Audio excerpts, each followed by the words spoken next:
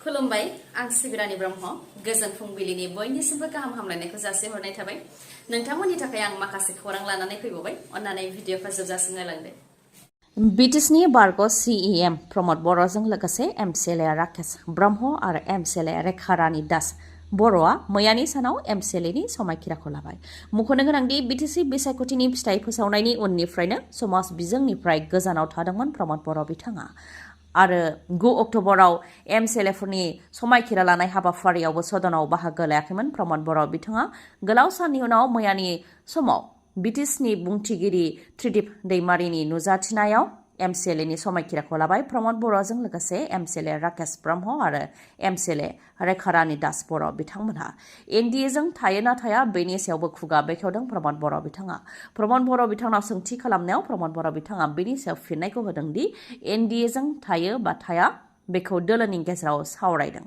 आरो सावरायनाय जाबावगोन होननानै फोरमायथियो प्रमद बर'आ आरो बिटिसिनि मोनब्रैजि बियाबाव UPPL दोला दासिमबो गोख्रों UPPLनि मावथिफ्रा गोख्रोङैनो खामानिखौ मावगासिनो दं होननानैबो फोरमायथियो 2026 मायथाइयाव जानो गोनां बिधान सभा बिसायख'थियावबो UPPL दोला गोख्रोङैनो बाहागो लागोन बेनि थाखाय बा बेखौ लानानै जोंनि MLA MP आरो MCLAफ्रा सावरायगोन आरो नभेम्बर दानाव थांखि लागोन होननानैबो फोरमायथियो प्रमद बर' बिथाङा कारिगावआव थानाय थीमेटिक वेलकाम गेटनि नेम प्लेट गुगानाय बा बोखारनायखौ लानानै गोबां सावरायनाय जादों जोंनि गेजेराव गोबाङानो सोंथि खालामदों कौटि रांनि बाजेटजों लुनाय थीमेटिक वेलकाम गेटनि नेम प्लेटखौ मानो मार्बल बा टाइल्सनि बानायाखै मानो खम बेसेननि प्लाइबर्ड होदों बेखौ सोंथि खालामदों फारसेथिं नेम प्लेटखौ सोरबा बोखारदों ना गाव हारसिङै गुगादों बेबो मोनसे सोंथि बेनि सायाव UPPLनि लाइमोन गांखंनि दैदेनगिरिया नायगिदिंहैनानै मा फोरमायथिदों लोगोसे खाथियावनो गला होग्राफ्रा मा फोरमायथिदों बेखौ नोंथांमोननो मिथिहोनो आखायाव लाबाय बेनि सिगां बे गेटखौ माब्ला बेखेवनाय जादोंमोन बेखौ फोरमायथिनो आखायाव लाग्रोबाय आरो बे गेटखौ माबोरैहाय साजायनाय जादोंमोन बेखौबो फोरमायथिनो थाखाय आखायाव लाबाय कारिगावआव थानाय बे थीमेटिक वेलकाम गेटखौ बर' हारिनि हारिमु खाम सिफुं सेरजा आरो आर'नाइ जों महर होनाय जादोंमोन बे गेटखौ 2025 मायथाइनि 30 जुलाइआवसो बेखेवनाय जादोंमोन प्रमद बर' बिथाङा मन्त्रि उरखावग्रा ब्रह्म लरेन्स इस्लारि आरो IAS आकाशदीप बिथांमोननि नुजाथिनायाव बेखेवदोंमोन दा UPPLनि दैदेनगिरि बिथाङा मा फोरमायथिदों बेखौ मिथिहोनो आखायाव लाबाय UPPLनि दैदेनगिरिया कारिगावनि गेटआव थांनानै गावनि दुखु मोननायखौ फोरमायथिदों थांनाय 15 बोसोर BPFनि समाव गोबां बेबायदि बानायदोंमोन नाथाय बेखौ UPPLआ माब्लाबाबो आखाइ होआखैमोन होननानै फोरमायथियो बिथाङा हाबजेननाय गेटनि थासारिया बेबादिब्ला क'क्राझाराव गोजोनखौ माबोरैहाय लाखिगोन आरो बेबायदि खालामनानै गुबुंले खालामनो दा नाजाथों होननानै बुंथियो बिथाङा नेम प्लेटखौ सोरबा बोखारदों ना गाव हारसिं गुगादों बेखौ जाहाथे दानि सोरखारा साननै बा सानथामनि गेजेरावनो मावनानै होयो जुदि मावनानै होआब्ला प्रेस मिटनि गेजेरजों जाहाथे फोरमायनानै होयो बेनि थाखाय खावलायो आरो सोरखारा मावनानै होआब्ला जों मावगोन होननानैबो बुंथियो UPPLनिफ्राय कारिगावनि गेटआव लाइटबो गैला मोब्लिब बिल होयैनि थाखाय 1 सप्ता सिगांनो बिफाननिफ्राय मिटारखौ बोखांनानै लांदों होननानै खाथियाव थानाय गलादारफोरनिफ्राय मिथिनो मोन्दों होननानैबो फोरमायथियो UPPLनि दैदेनगिरिया ओजोंहाय कारिगाव गेटनि नेम प्लेट गुगानाय बा बोखारनायखौ लानानै गेटनि खाथियाव गला होग्राफोरा भिडिअ सेबखांनानै फोरमायथिनाय बायदिब्ला नेम प्लेटआ टाइल्सनि नङा प्लाइबर्डनिसो जायखौ आखाइजोंनो फेदेमनानैबो दिन्थिदों बिथाङा बेनि अनगायैबो प्लाइबर्डनि नेम प्लेटखौ आथाजोंसो सिथाबनाय जादोंमोन आरो फिसा फिसा गाजोलजों दोथाबनाय जादों जाय गाजोला सिमेन्टआव हाबफैनो हाया बेनिखायनो सान्दुंजों गाज्रि जानानै गाव हारसिंनो जस्लददों रावबो बोखाराखै होननानै फोरमायथियो बिथांमोनहा आरो नेम प्लेटखौ सोरबा देख्लादोंमोनब्ला देखानायनि सिनबो थागौमोन नाथाय बेफोरबायदि जेबो गैया होननानैबो फोरमायथियो बिथांमोनहा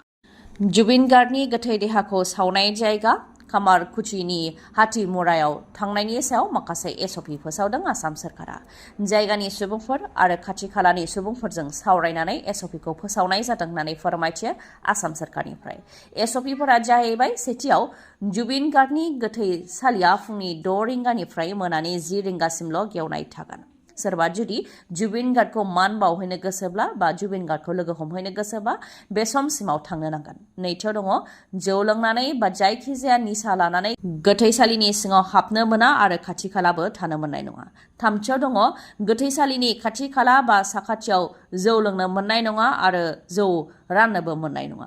बे गासै मोनथाम नेमखौ फोसावदों आसाम सोरखारनिफ्राय। मानोना जुबिन गार्गनि गोथैसालियाव गुबुन जायगानिफ्रायबो सुबुंफ्रा फैनानै नायफैनो बा मान बावफैनो हास्थायगोन।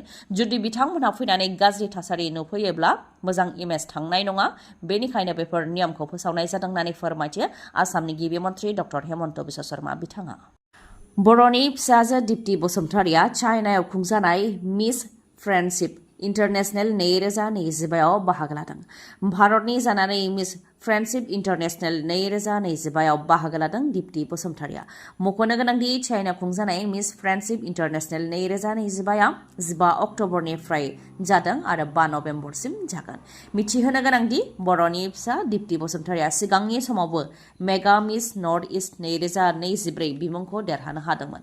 दा बिथाङा फिन आरोबाव चाइनायाव खुंजानाय मिस फ्रेन्डशिप इन्टारनेशनेल 2025आव बाहागो लादों।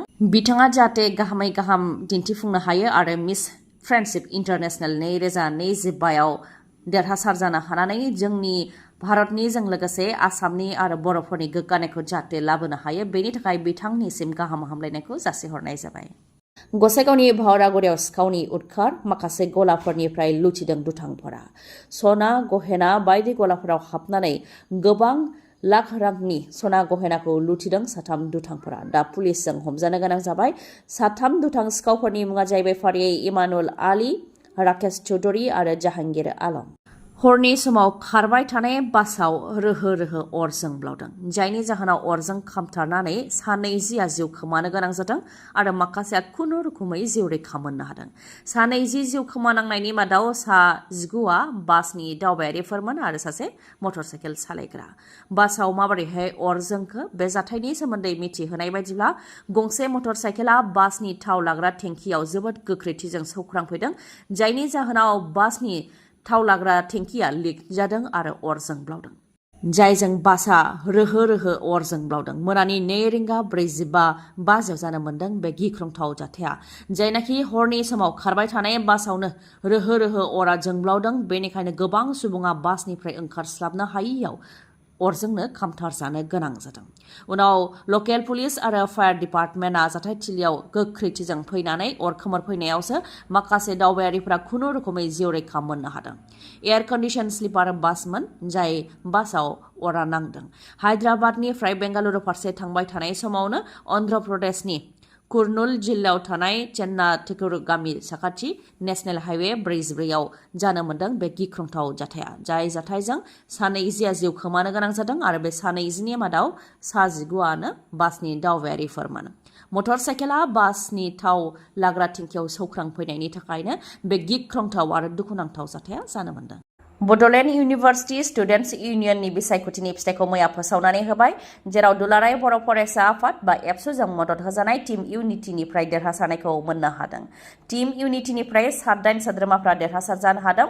देरहासार जानो हानायफोरनि मादाव माखासे फारियै भाइस प्रेसिडेन्टआव दैमरानि ब्रह्मआ देरहासार जानो हादों। जेनेरेल सेक्रेटारियाव जाफुंसार ब्रह्मआ देरहासार जानो हादों। एसिस्टेन्ट जेनेरेल सेक्रेटारियाव ब्लौनिक नार्जारि बिथाङा देरहासार जानो हादों। बेबायदिनो गासै 12 बिजाथिफोरा मैयानि सानाव देरहासार जानो हानायखौ लानानै बड'लेण्ड इउनिभार्सिटियावनो मोनसे रंजानायनि थासारि।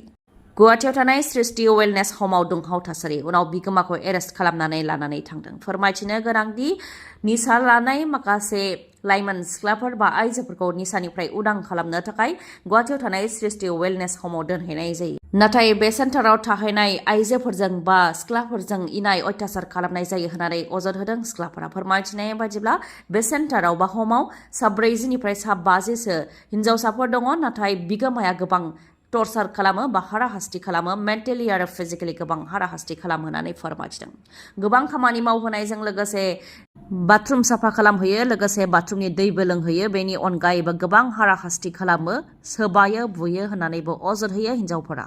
जाथायखौ लानानै पुलिस थानायाव अजद होनायनि उनावनो पुलिसा जाथायथिलियाव नुजाथिफैदों आरो सृष्टि वेलनेस हमनि बिगोमा बा बेखौ सालायग्रा बिगोमा आइजोखौ हमनानै लानानै थांदों पुलिसा।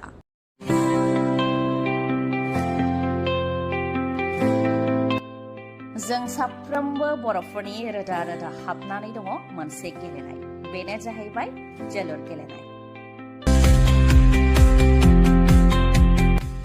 बाथि खेबनि थाखाय मुंख्लं दि जाब्रां मेमोरियेल फुटबल टुर्नामेन्ट जानो थांगासिनो दङ। अन्थाइबारि माया क्लाब एन्ड लाइब्रेरिनि बानजायनायाव अन्थाइबारि माया क्लाब एन्ड लाइब्रेरि प्लेग्राउन्डआव जोलुर गेलेनाया जागोन। 26 अक्ट'बरनिफ्राय जोलुर गेलेनाय जागोन। सानजौफु 2 रिंगायाव हारिमु दिन्थिफुंनाय जागोन। बेनि उनाव 2:30 जोलुर गेलेनाया जागोन, जेराव रायजो राजानि गोसोखौ रंजाहोनायाव देंखोगिरि आसा बर'जों लोगोसे महरगिरि रिंकी ब्रह्मआबो बाहागो लागोन आरो गोबां आलासिफोरानो बेयाव बाहागो लागोन। जोलुर गेलेनायाव चेम्पियन जानो हायोब्ला ट्रफिजों लोगोसे 1 लाख रां मोननो हागोन। फार्स्ट रानार आपआ ट्रफिजों लोगोसे 50,000 रां, बेस्ट प्लेयारनो 5,000 रां होनाय जागोन आरो बेस्ट गलकिपारनोबो 5,000 राङै होनाय जागोन। लोब लोब रायजो राजाफ्रा ओंखारबोनानै जाहाथे बे जोलुर गेलेनायखौ मेहेर गोनां खालामफैयो बेनि थाखाय खावलायहरनाय जाबाय।